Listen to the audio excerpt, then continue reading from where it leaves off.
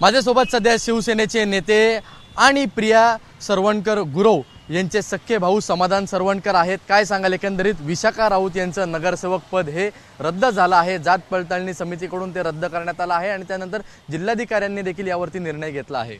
नक्कीच एक खूप चांगली गोष्ट आहे की एक ओबीसी जी काही प्रवर्ग होता, या प्रवर्गावरती अन्याय झालेला होता। तिकडच्या मला असं कुठल्याही पक्षाचं असेल, पण जो ओबीसी व्यक्ती असेल तो त्या ठिकाणाला लढवायला पाहिजे होता। आपल्या सर्वांना माहिती होतं की विशाखा राऊत या क्षत्रिय सूर्यवंशी जातीच्या आहेत। ही जात अख्ख्या मुंबईला माहिती आहे, दादर प्रभादी माहीमधल्याही लोकांना माहिती आहे की क्षत्रिय समाज हा ओबीसीमध्ये येत नाही, क्षत्रिय सूर्यवंशी समाज।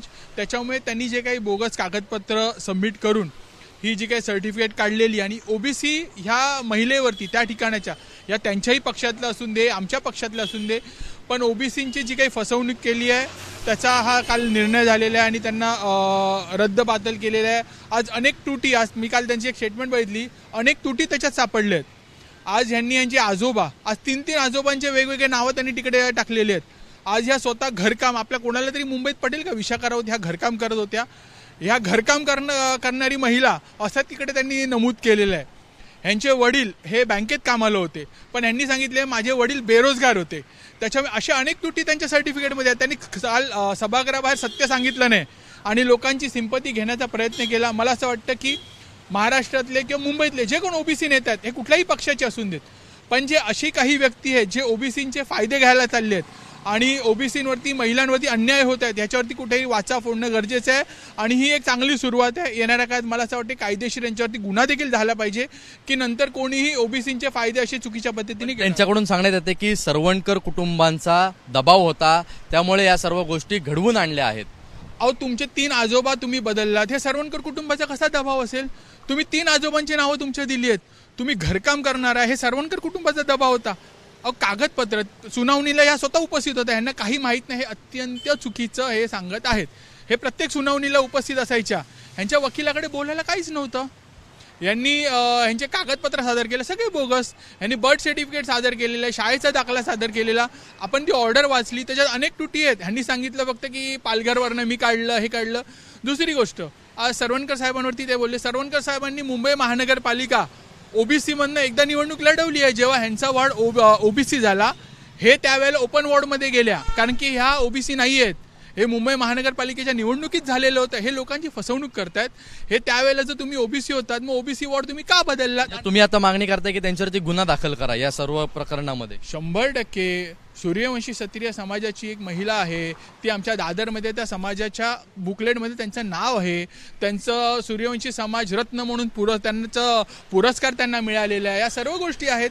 त्याच्यामुळे त्यांची जात जी आहे, मला बघा, कुठल्या आपण जातीवर कोणाची जात नाही किंवा त्यांची जी जात आहे ती पण त्यांच्या जातीचीच त्यांना लाज वाटते का? आज सूर्यवंशी क्षत्रिय समाज हे तयार आहेत का ओबीसीमध्ये येण्यासाठी? ते ओबीसीमध्ये आहेत का? या सर्व गोष्टी जागू होतात। त्याच्यामुळे लोकांची फसवणूक करणं, भावनिक आव्हान करणं, अर्ध्याहून मला असं वाटतं त्यांचे काही नेते स्टेटमेंट देतात, त्यांनाही माहीत नाही यांनी ज्या प्रकारे फसवणूक। विशाखा राऊत त्या घरकाम करणारी महिला, कोण विचार करेल? घरकाम करणारी विशाखा राऊतनी कधी घरकाम केलेलं आहे? त्याच्या ह्याच्यात आहे, कागदपत्रांमध्ये ती घरकाम करते। म्हणजे काय पद्धतीने त्यांनी हे सर्टिफिकेट काढले आणि कसं घाईत काढले 1 महिने। जर तुम्ही खरंच ओबीसी होतात तर त्यावेळेला जेव्हा तुमचा वॉर्ड ओबीसी झाला, त्यावेळेला मुंबई महानगरपालिकेच्या निवडणुकीत सरवणकर साहेब ओबीसी वॉर्डमध्ये गेले आणि ह्यांना जो प्रभादेवीचा ओपन वॉर्ड होता हा विशाखा राऊतांना दिलेला, कारण की हा ओबीसी नाहीच आहेत। साहेब, एक शेवटचा प्रश्न, यांनी तुमच्या कुटुंबामधला आता राजकारणामध्ये पुन्हा एकदा पुनर्वसन होतंय का या संपूर्ण यातून? बघा, आम्ही लोकांची कामं करत असतो, आमचं पुनर्वसनपेक्षा कुठेतरी अन्याय नाही झाला पाहिजे।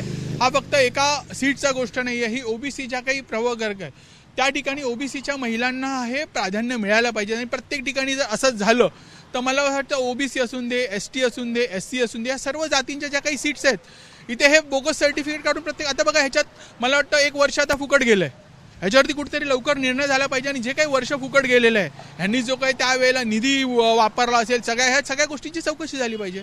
धन्यवाद। होते आपल्यासोबत समाधान सरवणकर, ज्यांनी स्पष्टपणे सांगितलं आहे की विशाखा राऊत यांच्यावरती गुन्हा दाखल झाला पाहिजे आणि ज्या प्रकारे त्यांनी कागदपत्रांमध्ये जी फसवणूक केली आहे तो देखील एक गंभीर यांनी चिंतेचा विषय ठरलेला आहे आणि त्यांच्यावरती त्यामुळेच गुन्हा दाखल करायची देखील त्यांनी मागणी केली आहे।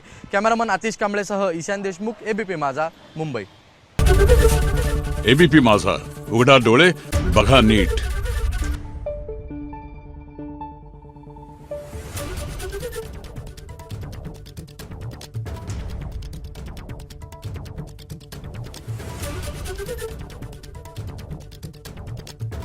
Thank you.